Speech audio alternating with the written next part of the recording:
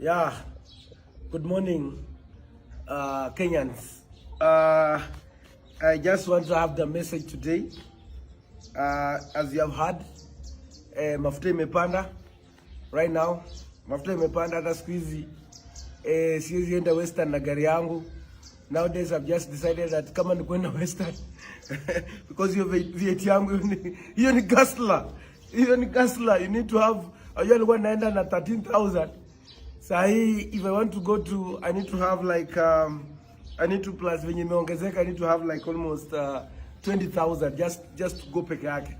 Anyway, 20,000 to 25, 20,000 to 25,000. Hiyo ni one way.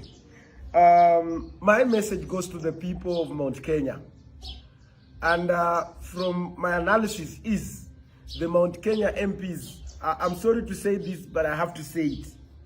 And I want to say this with a lot of, and today is a Sunday, with a heavy heart, that Mount Kenya people, gather yourself, gather and ask yourself, whom did you send to the parliament? I'm not saying that you don't elect them, but ask yourself, whom did you elect them? Which people did you elect to go and represent you? Recently, we were voting about the issues of the finance bill.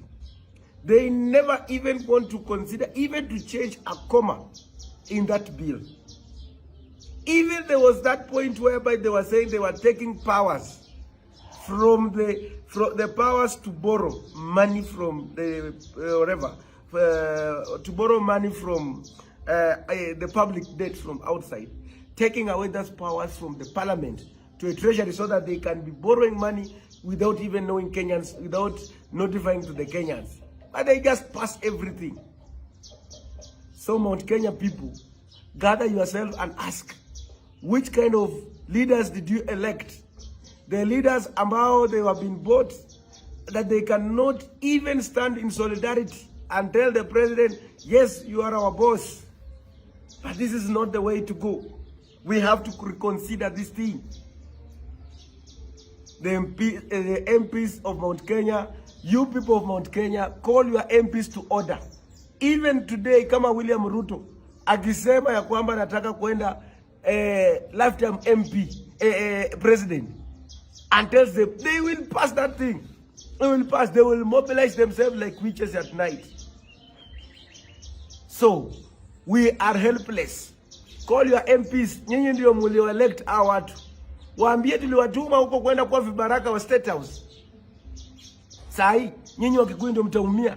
Sisi Waluya, sisi hatufanyi biashara, sisi hatufanyangi biashara mingi. Sisi bora tumekaa vizuri venye tumekaa hivi na tunafanya mambo mawili matatu, we are okay.